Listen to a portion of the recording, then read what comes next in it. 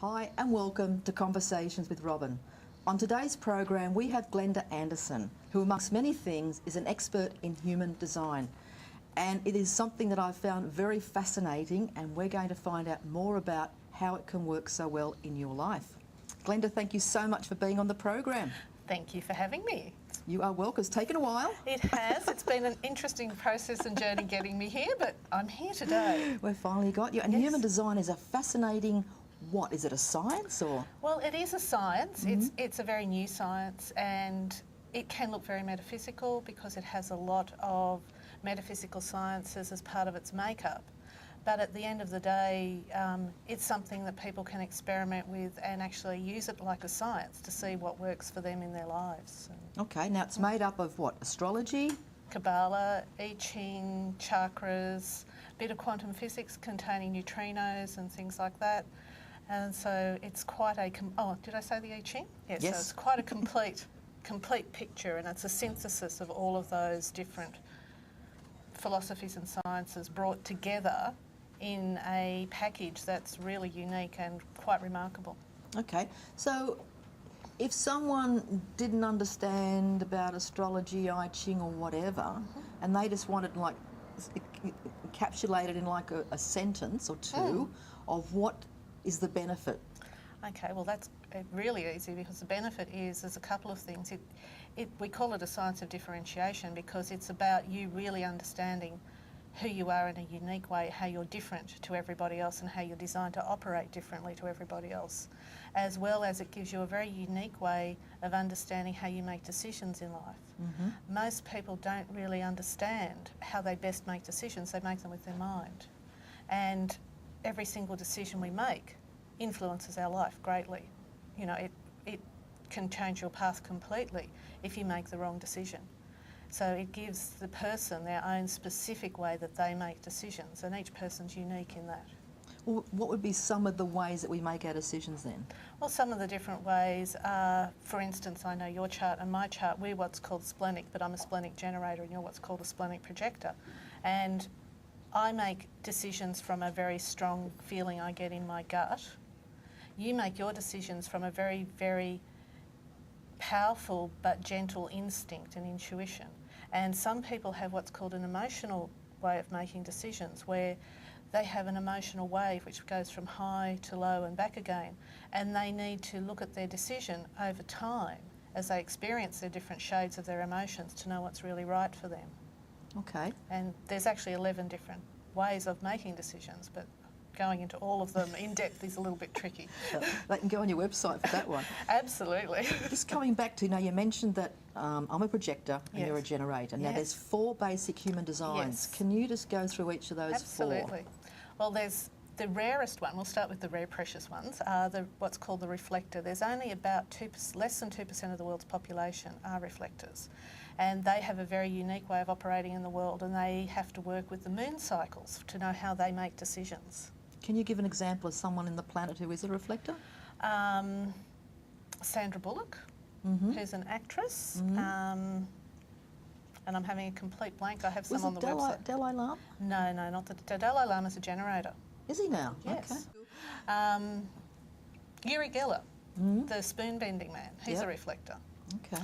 Sir Richard Burton is a reflector, which I thought was quite ironic that he married Elizabeth Taylor 7 times, reflecting her. That's a whole other ball game. Why is it that such a small percent are reflectors?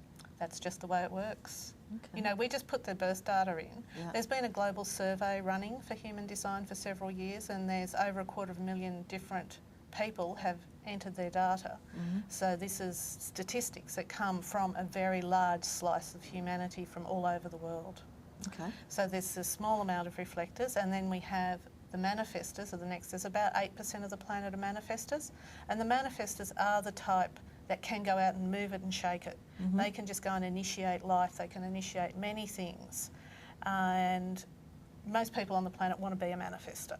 They all think that they're here to move it and shake it and go out and force their way through life. And then we have the projectors. It's about 18% of the planet are projectors. And you guys have to wait to be invited into things in life. which some projectors find quite tricky. But as you get into the process of it, the invitation releases your energy. When someone invites you to do something, it releases the energy in your body to do that thing, if it's correct for you, if your inner authority says yes. If someone invites you to do something that's not right for you, you don't have the energy to do it, and it can be really exhausting. Okay. And then there are the generators, which is yourself. Yes, that's myself. And there's around 70% of the population are generators. And there's a subgroup to the generator called the Manifesting Generator. But basically, the generator is here. We respond to life. Some things come to generators in all manner, but we aren't supposed to go out and make things happen. If we go out and make things happen, we miss what we're meant to have in our lives. Okay, now the generators are also like that energy button, bunny. Yes, they just keep going. Yes, we have the energy to keep going, providing we've responded to something. If I don't respond to something from my sacral response, which is the generator's energy force, if I don't respond from that, I don't have the energy to do it, and I can actually degenerate my energy. Whereas if something comes to me, I respond inside me that, yes, that's what I really want to do. It actually releases the energy for me to do that thing, and it generates my energy and my spirit. Okay. And it's like, I can be exhausted at the end of the day, and someone can ask me a question about going somewhere, and if my sacral response is a yes, the energy is all of a sudden there, and I'm all perky and energised again without doing anything. Okay. Much better than coffee. And healthier. But if my sacral response is a no, then I know I'm not going to have the energy to do that. And that can be hard because, there are a lot of people who can have expectations. We live in a world where sometimes people take it personally if I say no to them. And it's not personal, it's just my inner response. Or like you as a splenic person, you with your very strong intuition as a projector, someone can invite you to something, but your intuition goes, no, that's not correct. It's really important that you stick to that no matter what the agenda is of anybody else involved. Because if we go against what we feel or know to be correct for us, what happens? Well, it just degenerates your energy. You meet resistance in life, it exhausts you, and you end up down the wrong track. We have a trajectory in our life that we are here to go along that brings us amazing things in our life, but we make the wrong decisions, we end up in the wrong direction down all sorts of garden paths that really aren't healthy for us. Now, you mentioned the research that's gone into this. Yes. How scientifically based is human design? Well, it depends on what you call science, really, but the scientific basis is we have very sophisticated computer software that calculates all of the data.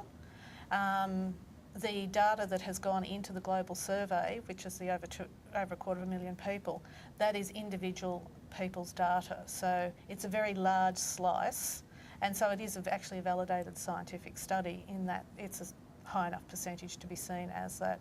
And then it's broken down. It's, you can see the actual percentages. And Alrighty. We're going to take a break and we'll come back and we'll find out more about human design and also Glenda's journey as to what led her to human design. Stay with us.